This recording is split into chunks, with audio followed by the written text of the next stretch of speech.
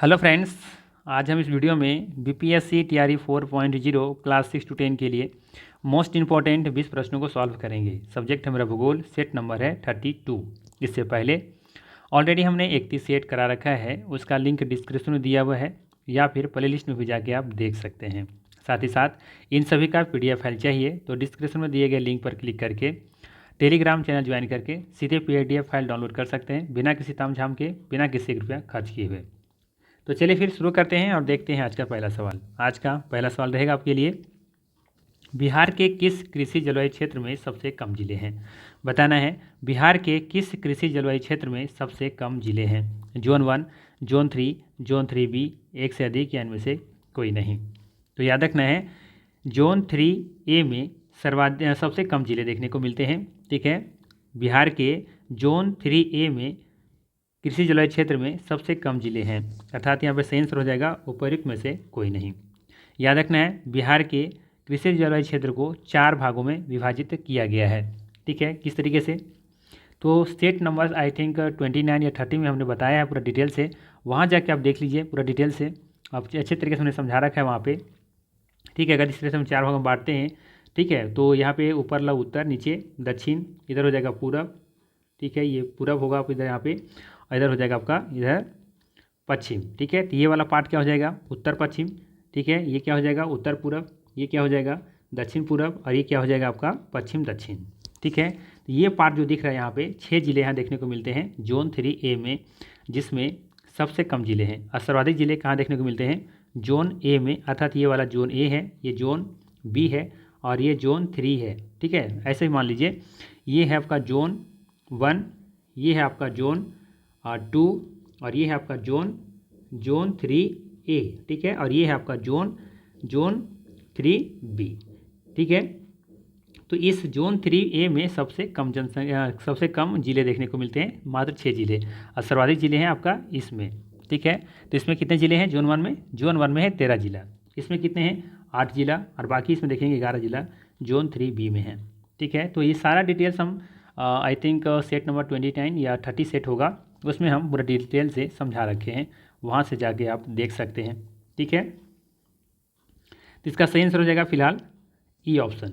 ठीक, बाकी इसके बारे में और जानकारी लीजिए थोड़ा सा, वहाँ भी मैंने बहुत कुछ बताया और यहाँ भी बहुत कुछ आपके स्क्रीन पर है।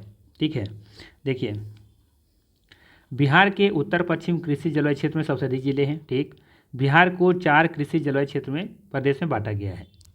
माफ़ कीजिएगा, कौन कौन? उत्तर पश्चिम जलोढ़ मैदान, उत्तर पूर्वी जलोढ़ मैदान और दक्षिण पूर्व जलोढ़ मैदान और दक्षिण पश्चिम जलोढ़ मैदान। ठीक है, तो 4 भागों में बांटा गया है इसको। इसका अलग से नाम हम लोग देते हैं zone 1, zone A, zone 1, zone 2, zone 3A, zone 3B। ठीक है, यहाँ पे ये ध्यान रखना है कि उत्तर पश्चिम मैदान यह हिमालय के तराई से प्रारंभ होकर के गंगा के समतल मैदान तक पहुँच जाता है। ठीक है, यह राज्य का सर्वाधिक उपजाऊ क्षेत्र भी है, ये भी याद रखना है। इस क्षेत्र में मुख्यतः बलुई दोमट, खादर और जलोढ़ मृदा पाई जाती हैं। उत्तर पश्चिम जलोढ़ मृदा के जोन 1 में 13 जिले आते हैं, या 13 जिला का नाम दिया हुआ है। वहीं बात करें यहाँ पे बिहार के उत्तर पूर्वी कृषि जलवायु क्षेत्र में जोन 2 के अंतर्गत 8 जिले आते हैं, 8 जिले के यहाँ नाम दिया हुआ है। ठीक, इसी तरीके से बिहार के दक्षिण कृषि जलवायु क्षेत्र जोन 3 में जोन 3 और जोन 3B में बांटा गया है, यानी कि जोन जो 3 है नीचे वाला क्षेत्र। ठीक है, पहले तो ऐसे देखेंगे यहाँ पे, तो ये वाला है जोन 1, जोन 2 और ये नीचे वाला पूरा पार्ट को कहा जाता था 3 जोन 3, लेकिन इसको भी 2 भागों में विभाजित किया गया है, जोन 3A और जोन 3B। ठीक, वही यहाँ पे लिखा हुआ है। और जोन 3A में देखेंगे कि 6 जिले हैं, शेखपुरा, लखीसराय, जमुई, मुंगेर, बांका, भागलपुर और ये सबसे छोटा है। ठीक है, और जोन 3B में देखें कैमूर, अरवल है, रोहतास है, औरंगाबाद, बक्सर, भोजपुर, जहानाबाद, गया, नालंदा, नवादा, पटना। ठीक है, कुल मिला के 11 जिले देखने को यहाँ पे मिलेंगे आपको। ठीक है, तो ये पूरा डिटेल्स था आपका। ठीक है, तो आई थिंक बिहार के कृषि जलवायु क्षेत्र से क्वेश्चन आपका नहीं छूटना चाहिए यहाँ से। चलिए लेते हैं अगला सवाल। अगला सवाल है आपके लिए कि गोबी मरुस्थल कहाँ स्थित है? गोबी मरुस्थल कहाँ स्थित है? चीन, अफ्रीका, मंगोलिया, एक से अधिक या इनमें से कोई नहीं। तो याद रखना है गोबी मरुस्थल चीन और मंगोलिया दोनों जगह स्थित है। ठीक है, दोनों क्षेत्र में फैला हुआ है, तो डी ऑप्शन यहाँ पे बिल्कुल सही होगा। ठीक है, बाकी ध्यान रखना है कि एशिया का सबसे बड़ा मरुस्थल गोबी मरुस्थल है, जबकि सहारा मरुस्थल विश्व का सबसे बड़ा मरुस्थल है। ठीक है, चलिए अगला सवाल लेते हैं। अगला सवाल है, सीन नदी किस नगर से होकर बहती है? बताना है सीन नदी किस नगर से होकर बहती है? लंदन, रोम, पेरिस, एक से अधिक या इनमें से कोई नहीं। तो याद रखना है सीन नदी पेरिस से होकर के बहती है। सी ऑप्शन यहाँ पे क्या होगा, बिल्कुल सही होगा। ठीक है, बाकी ध्यान रखना है कि पेरिस फ्रांस का सर्वाधिक जनसंख्या वाला शहर है। वहीं टाइबर नदी के बारे में बात करें तो टाइबर नदी के किनारे रोम इटली से अवस्थित है। ठीक है, और न्यूयॉर्क नगर हडसन नदी पर स्थित है, याद रखना है। और वाशिंगटन डीसी ये पोटोमैक नदी के किनारे स्थित है। ठीक है, यहाँ से सवाल पूछे जाते हैं टाइबर नदी के बारे में और न्यूयॉर्क ये हडसन नदी के बारे में और एक पोटोमैक नदी के बारे में, इसीलिए हमने यहाँ पे ले रखा है। ठीक है, चलिए अगला सवाल लेते हैं। अगला सवाल है आपके लिए कि जूट उत्पादन में भारत के 3 शीर्ष राज्य कौन से हैं? बताना है जूट उत्पादन में भारत के 3 शीर्ष राज्य कौन से हैं? पश्चिम बंगाल, झारखंड, बिहार, या पश्चिम बंगाल, उत्तर प्रदेश, बिहार, या फिर पश्चिम बंगाल, बिहार, असम, एक से अधिक या इनमें से कोई नहीं। तो याद रखना है जूट उत्पादन में भारत के 3 शीर्ष राज्य पश्चिम बंगाल, बिहार और असम हैं। सी ऑप्शन यहाँ पे बिल्कुल क्या होगा, सही होगा। ठीक है, ध्यान रखिएगा। बाकी ध्यान रखना है कि भारत में अधिकांश श्वेत जूट का उत्पादन होता है, जिसके अंतर्गत देश का 75% जूट उत्पादन क्षेत्र सम्मिलित है। बांग्लादेश को नदियों का देश कहा जाता है, ये भी याद रखिएगा। ठीक है, लेते हैं अगला सवाल। अगला सवाल है आपके लिए, निम्नलिखित में से किस भारतीय राज्य में लौह अयस्क उपलब्ध नहीं है? ठीक है, सवाल क्या है, निम्नलिखित में से किस भारतीय राज्य में लौह अयस्क उपलब्ध नहीं है? बिहार, मध्य प्रदेश, उड़ीसा, एक से अधिक या इनमें से कोई नहीं।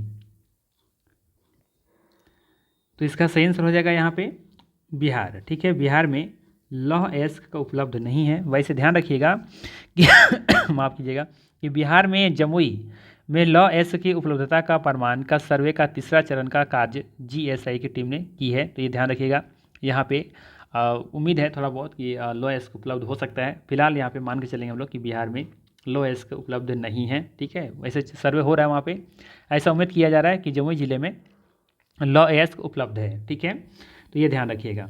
बाकी यहाँ पे ध्यान क्या रखना है, ध्यान ये रखना है कि भारत में लौह अयस्क उत्पादन के 4 प्रमुख क्षेत्र हैं। कौन कौन? उत्तर पूर्वी, मध्य भारत, प्रायद्वीपीय भारत और अन्य क्षेत्र। उत्तर पूर्वी में आता है आपका झारखंड, उड़ीसा। मध्य भारत में मध्य प्रदेश, छत्तीसगढ़ और मध्य महाराष्ट्र आता है, जबकि प्रायद्वीपीय भारत में कर्नाटक और गोवा। अन्य क्षेत्र में आंध्र प्रदेश, राजस्थान, केरल, गुजरात, हरियाणा और पश्चिम बंगाल है। ठीक है, वहीं ध्यान रखना है कि भारत में लौह अयस्क के 2 प्रमुख प्रकार होते हैं, देखने को मिलते हैं, मतलब है होते तो लौह अयस्क के 4 प्रकार हैं। ठीक है, लेकिन भारत में मुख्य रूप से लौह अयस्क के 2 प्रकार हैं। कौन कौन? हेमेटाइट और मैग्नेटाइट। हेमेटाइट अयस्क मध्य प्रदेश में जबलपुर, सरगुजा क्षेत्र में पाया जाता है, जबकि उड़ीसा में मैग्नेटाइट एवं हेमेटाइट दोनों प्रकार के लौह अयस्क पाए जाते हैं। ठीक ना, उड़ीसा के संबलपुर तथा गंजम जिले में मैग्नेटाइट एवं मयूरभंज, क्वेंझर एवं सुंदरगढ़ जिले में हेमेटाइट लौह अयस्क पाया जाता है। ठीक है, तो ये याद रखना है यहाँ पे। चलिए लेते हैं अगला सवाल। अब अगला सवाल है कि दक्षिण गंगोत्री कहाँ स्थित है?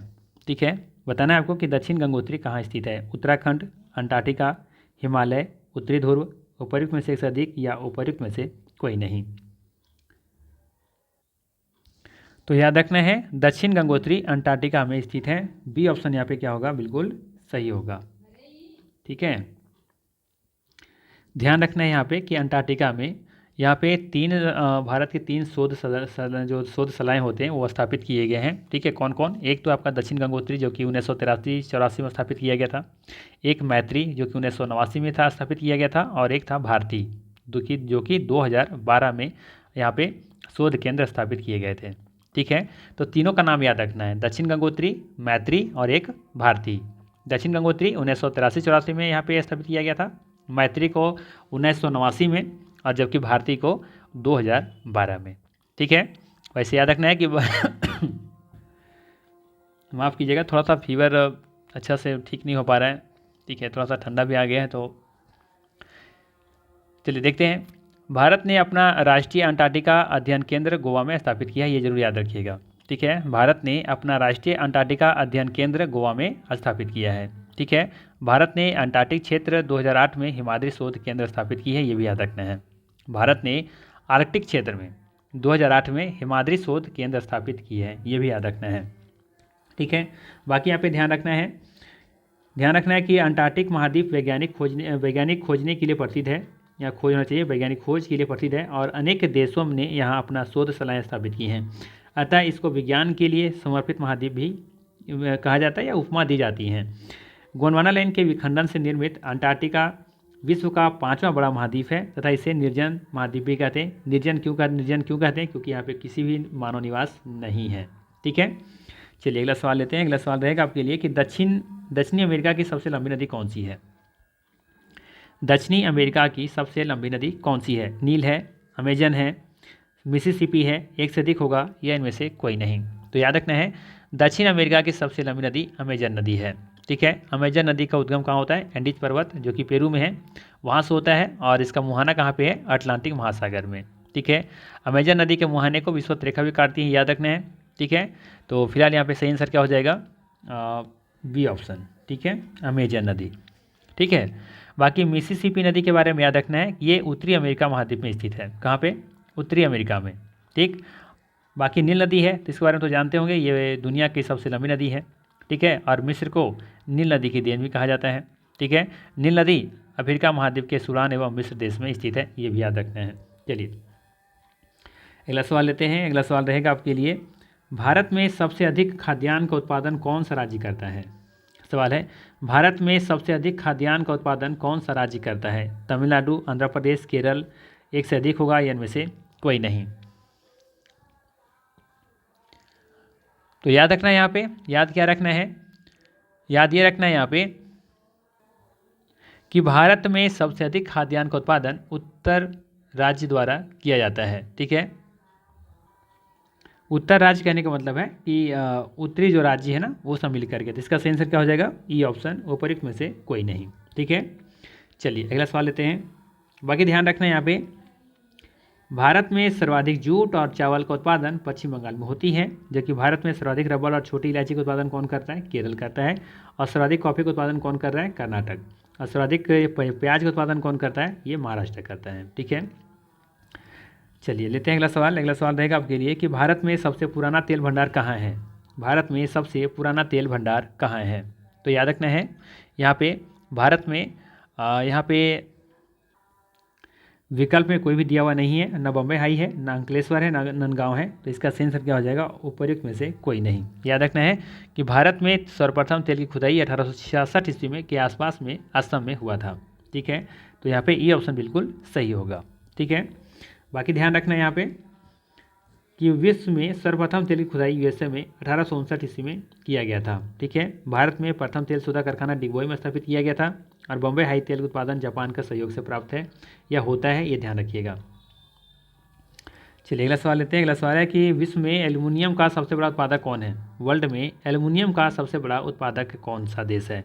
फ्रांस, भारत, संयुक्त राज्य अमेरिका या इनमें से कोई नहीं।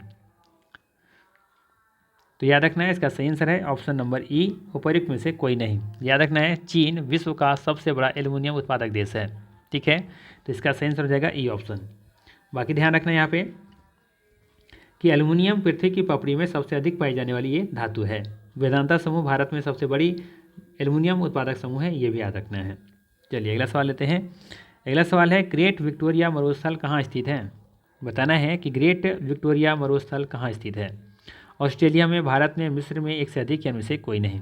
आसान सा सवाल है, तो याद रखना है कि ग्रेट विक्टोरिया मरुस्थल ये ऑस्ट्रेलिया में स्थित है। ये ऑप्शन यहाँ पे क्या होगा? बिल्कुल सही होगा। ठीक है, बाकी ध्यान रखना है यहाँ पे विश्व का सबसे घनी आबादी वाला मरुस्थल कौन सा है? ये थार मरुस्थल है, ये भी क्वेश्चन पूछा जा सकता है।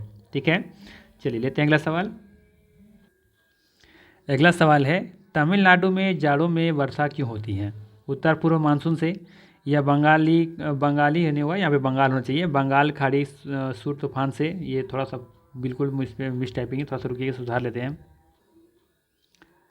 चलिए अब सवाल सही है, तमिलनाडु में जाड़ों में वर्षा क्यों होती है? उत्तर पूर्व मानसून से या फिर बंगाल की खाड़ी से उठे तूफान से या दक्षिण पूर्व मानसून से या एक से अधिक या इनमें से कोई नहीं। तो याद रखना है तमिलनाडु में जाड़े में वर्षा मुख्यतः लौटते मानसून या उत्तर पूर्वी मानसून से होती हैं। ठीक है, तो इसका ए ऑप्शन बिल्कुल यहाँ पे क्या होगा? सही होगा। ठीक है, बाकी ध्यान यहाँ पे रखना है, ध्यान ये रखिएगा कि तमिलनाडु में जाड़े में वर्षा मुख्यतः लौटते मानसून या उत्तर पूर्वी मानसून से होती है। समस्त उत्तर भारत में उच्च दाब बनने लगता है, जिससे दक्षिण पश्चिम मानसून कमज़ोर पड़ने लगता है, जिससे मानसूनी गतिविधियाँ सिमटने लगती हैं। यह धीरे धीरे उत्तर भारत से सिमट कर बंगाल की खाड़ी में आकर नमी ग्रहण करने लगती हैं और आगे बढ़ने पर पूरी घाट से टकराकर पूरी तट पर यानी कि कोरोमंडल तट पर यह वर्षा करने लगता है। तमिलनाडु में वर्ष भर की अधिकतम वर्षा जाड़े की ऋतु में इसी मानसून से होती है। ठीक है, तो ध्यान रखना है, तमिलनाडु में वर्ष भर की अधिकतम जो वर्षा होती है जाड़ा में इसी ऋतु में यहाँ पे होता है, इस मानसून से। ठीक है, लौटते हुए मानसून से। ठीक है, तो इसका आंसर क्या हो जाएगा, ए ऑप्शन। चलिए अगला सवाल लेते हैं। अगला सवाल है आपके लिए कि हरियाणा में कुल कितना प्रतिशत क्षेत्र पर वन पाया जाता है। बताना है कि हरियाणा में कुल कितना प्रतिशत क्षेत्र पर वन पाया जाता है। 2.63% या 3.62% या 4.62% या एक से अधिक होगा, या इनमें से कोई नहीं। तो याद रखना है, हरियाणा में कुल वन मात्र 3.62% क्षेत्र पर पाया जाता है। ठीक है, तो इसका आंसर हो जाएगा बी ऑप्शन, 3.62%। और यहाँ पे हरियाणा में सबसे कम भी पाया जाता है, ये भी याद रखना है। ठीक है, सर्वाधिक वन कहाँ देखने को मिलता है प्रतिशत के आधार पर, मिजोरम में, और क्षेत्रफल के आधार पर सबसे ज़्यादा देखने को मिलता है मध्य प्रदेश में। ठीक है, चलिए लेते हैं अगला सवाल। अगला सवाल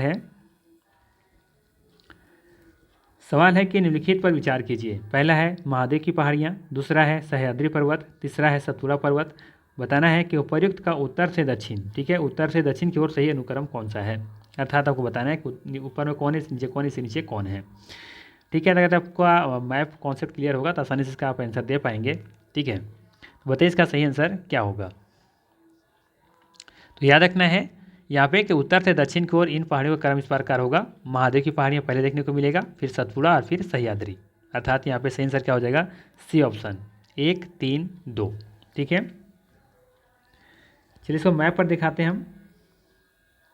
देखिए सबसे पहले क्या था आपका, यहाँ पे सबसे पहले पूछ रहा था आपसे कि सतपुड़ा कहाँ पे है। तो देखिए ये है सतपुड़ा आपका, इसी नीचे महादेव, और यहाँ पे देखेंगे ये वाला जो एरिया है, ये वाला क्या कहलाता है यहाँ पे, ये सह्याद्री है। ठीक है, तो देखेंगे क्रम से क्या है, पहले सतपुड़ा है, फिर महादेव है, और इसके बाद फिर क्या है, सह्याद्री है। इसी के ऊपर में फिर है विंध्या, इसके ऊपर में पूछता तो अरावली। ठीक है, तो ये ध्यान रखना था। ठीक है, इसका सही आंसर क्या हो जाएगा, फिलहाल यहाँ पे सी ऑप्शन बिल्कुल सही होगा। ठीक है, चलिए लेते हैं अगला सवाल। अगला सवाल है जनगणना 2011 के अनुसार भारत के निम्नलिखित राज्यों से किसकी जनसंख्या उत्तर प्रदेश और महाराष्ट्र के बाद सबसे अधिक है।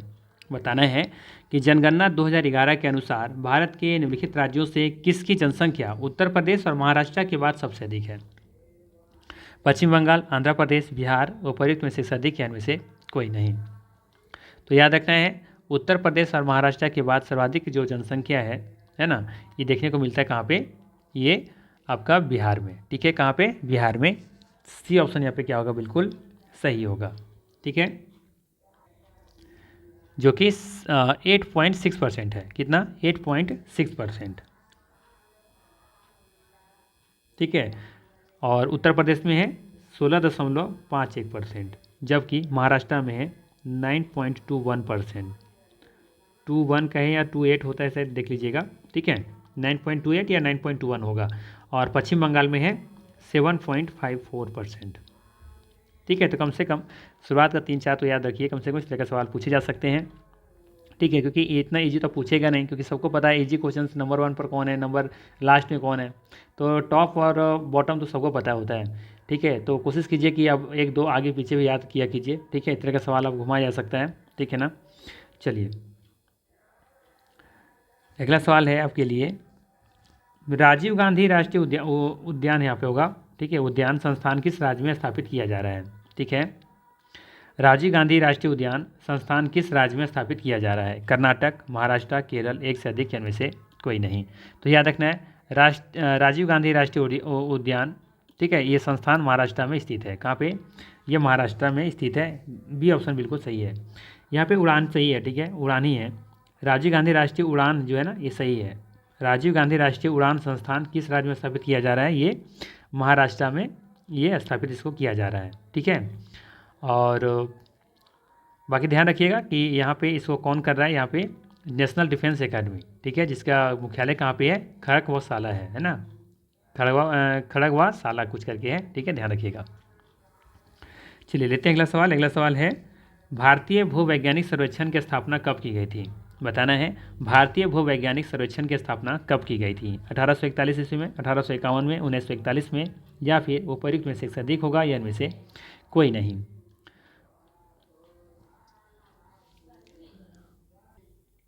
तो याद रखना है भारतीय भूवैज्ञानिक सर्वे ऑफ इंडिया की स्थापना 1851 ईस्वी में किया गया था। बी ऑप्शन यहाँ पे सही है। ठीक है, चलिए लेते हैं अगला सवाल। अगला सवाल है तपोवन विष्णुगढ़ जल विद्युत परियोजना कहाँ अवस्थित है? बताना है तपोवन विष्णुगढ़ जल विद्युत परियोजना कहाँ अवस्थित है?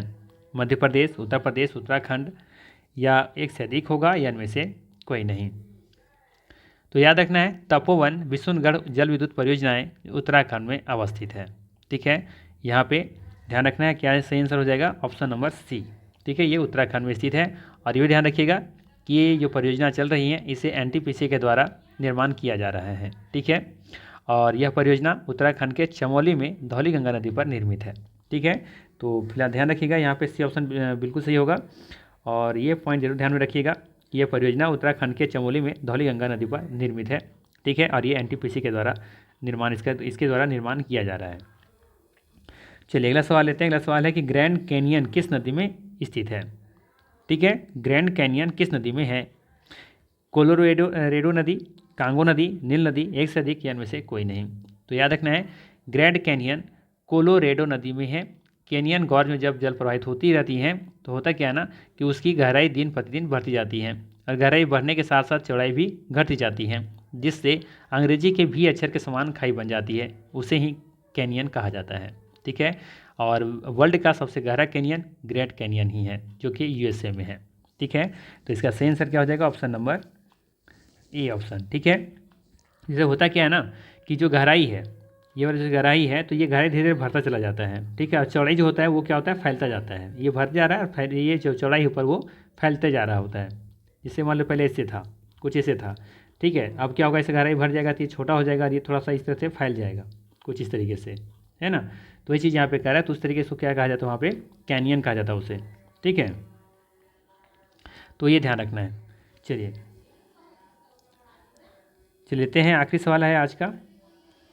सवाल है यहाँ पे वर्ल्ड का अधिकांश, क्या है सवाल? विश्व का अधिकांश मरुस्थल कितना डिग्री अक्षांश के बीच पाया जाता है? अच्छा सवाल है कि पूरे विश्व का अधिकांश जो मरुस्थल है कितना डिग्री अक्षांश के बीच पाया जाता है? देखने को मिलता है 15 से 30 डिग्री के बीच, या 30 डिग्री से 50 डिग्री के बीच, या 5 से 15 डिग्री के बीच, या इनमें से कोई नहीं, या एक से अधिक होगा। बताइए क्या होगा इसका सही आंसर? तो याद रखना है विश्व का लगभग 15 से 30 डिग्री अक्षांश के बीच विश्व का अधिकांश मरुस्थल पाया जाता है। ठीक है, तो 15 से 30 इसका सही आंसर हो जाएगा ऑप्शन नंबर ए। ठीक है, 15 डिग्री से 30 डिग्री के बीच जितने भी मरुस्थल हैं दुनिया का सबसे ज़्यादा इसी डिग्री के बीच में, अक्षांशों के बीच में देखने को मिलते हैं। ठीक है, तो यहाँ पे ये ऑप्शन बिल्कुल सही होगा। ठीक है, साथ ही साथ ध्यान रखिएगा कि मरुस्थल ऐसे भौगोलिक क्षेत्र को कहा जाता है जहाँ वर्षा तथा हिमपात का जो योग है वो 30 सेंटीमीटर से भी कम होता है। ठीक है, तो ये था मोस्ट इंपॉर्टेंट विषय MCQ। वीडियो अच्छा लगा तो लाइक ज़रूर कीजिएगा। ठीक है, बाकी फिर मिलते हैं इसी तरह के नेक्स्ट वीडियो में। Thanks for watching.